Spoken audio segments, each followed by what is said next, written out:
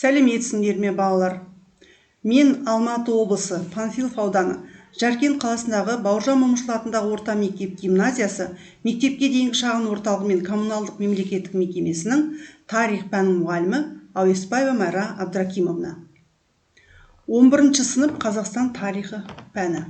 Сабақтың тақырыбы: зар заман қозғалыс өкілдерінің идеологиялық құндылықтары. Бірінші сабақ.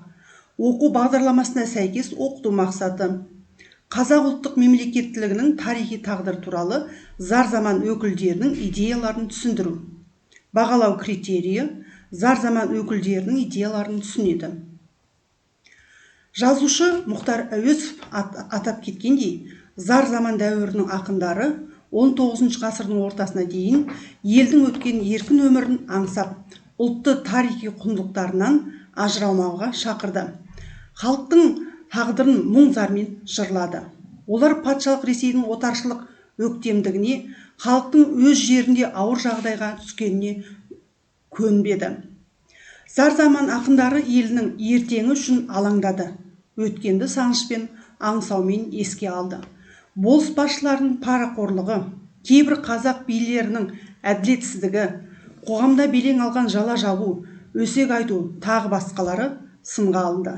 Бұл тығырықтан шығу жолын кейбір ақындар о дүниемен ғана салыстыруға барды.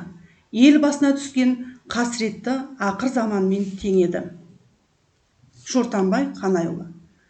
Зар заман кезеңінің белгілі ақыны, Қазақстанның оңтүстік өңіріне дүниеге келген. Ол өз дәуірінің көрнекті ақындарының бірі. Өзінің жырларында ақын қоғамның әлеуметтік құрылымының өзгеріске ұшыраған сырын ашып, кедей және байға жіктелудің күшейгені туралы айтады. Ресей империясының отарлау саясаты салдарынан халық саяси, экономикалық және рухани езгіге ұшырады. Осы кезеңнің ауыртпалықтары туралы Шортанбай Қанайұлы зар заман атты өлеңінде мұңды жыр толғайды. Ел ішінде кең таралған осы өлеңнен бастап, олар зар заман ақындары ретінде таныла бастады. Ақын өлеңдерінде елдігінен, мемлекеттік жүйесінен айырылған, отарлық жағдайда түскен халқының ащы зары мен өшпес өкінішін жырлайды. Зар заман өлеңінде қазақтардың Ресей бодандығына қабылдану үрдісіне қарсылығын білдіріп, патша өкіметі отарлау саясатының теріс салдары, шоқындыру, шаруалардың жаппай қоныс аударуы, әскери шептермен бекіністер салынуын батыл айыптады. Шортанбай қазақтың егіншілікке көшумен дәстүрлі мал шаруашылығына нұқсан келеді деп түсіндім.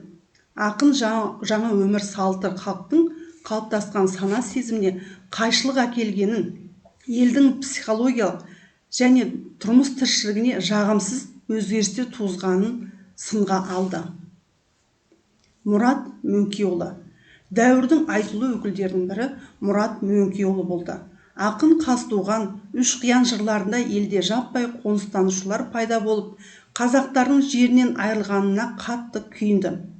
Бұдан құтылудың бірден бір жолы жайсыз мекеннен құтты мекенге көшу, қолайлы қоныс іздеу. Ақын елдің бірлігін, жерін сақтаған бұрынғы дара билеушілер саясатының арқасында отарлауға жол берілмеген өткен күнді еске түсіреді. Сарыарқа өлеңінде Мұрат Мөңкеұлы отаршылдық саясатының салдарынан туған халқының ежелгі қоныстан айырылғанын ашық түрде айыптайды. Сонымен бірге ақын күнделікті өмірдегі исламның алар орнына зор мән береді. Ол мұсылмандықты күшейтуді рухани қорған ретінде көреді. Дулат Бабатайұлы. Ол Шығыс Қазақстан облысы Аягөз ауданында дүниеге келген. Отарлық озбырлықтың күшейгенін, ұлт азаттық көтерілістерді көзімен көріп, жанымен сезінген Дулат Бабатайұлы өз өлеңдерінде халқының басына түскен ауыртпалықтарды жырлайды. О сарыарқа, сарыарқа атты өлеңінде қазақтың ауыр жағдайын суреттейді. Кеңесбайға, бараққа деген өлеңдеріне әкімнің жағымсыз образын сипаттап ашық айтады.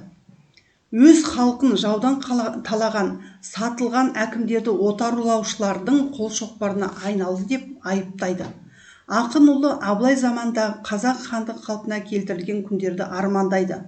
Ол өзінің шығармаларында халықтың еркіндігі үшін күрескендерді мадақтап өтеді. Зар заман дәуірінің ақындары біздің ұлттық тарихымыздан лайықты орын алды. Олар патша үкіметінің әскери отаршылдық әрекеттері аясында ұрпақтың бұрынғы еркін және жеңіл өмірінен айырылуын, халықтың қайғысын айқын суреттеді. Зар заман қасірет заманы Қазақстанның 18 ғасырда Ресейге қосылуынан кейінгі халықтың жабырқаған көңіл күйі және 1867-1868 жылдардағы әкімшілік реформа жүргізіліп, қазақ халқының басқару жүйесінің жойылған кезеңі суреттелген әдеби бағыт. Ал балалар, енді осы тақырып бойынша тапсырмалар орындаймыз. Бірінші тапсырма. Зар заман дәуірінің ақындары туралы тарихи мәліметті сәйкестендіріңдер.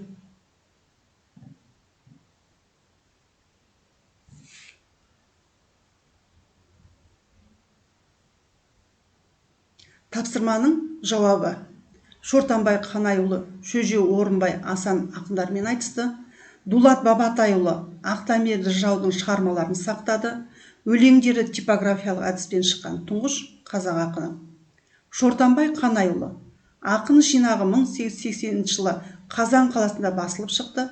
Оның өлеңдерін Радлов Санкт-Петербургте 1870 жылы және Лудж Ташкентте 1883 жылы жариялады.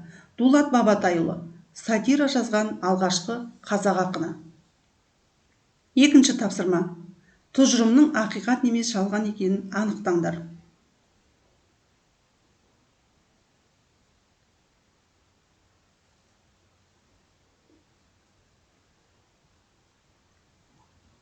Жауабын қараймыз балалар. Ақыр заман еңбегінің авторы Дулат Бабатайұлы жалған. Шортанбай Қанайұлы Қазақстандағы ауыл шаруашылығының өсуі туралы жағымсыз пікір айтты. Ақиқат. Дулат Бабатайұлы өз шығармаларында халықтың ауыр тұрмысын бейнелейді. Ақиқат. Балалар, тақырып бойынша алған білімдеріңді кері байланыс кестесіне толтырыңдар. Үйге тапсырма аламыз. Параграф 27-28 оқу, Блумленд платформасындағы тапсырмаларды орындау. Сабақ аяқталды. Назарларыңызға рахмет. Сау болыңдар балалар.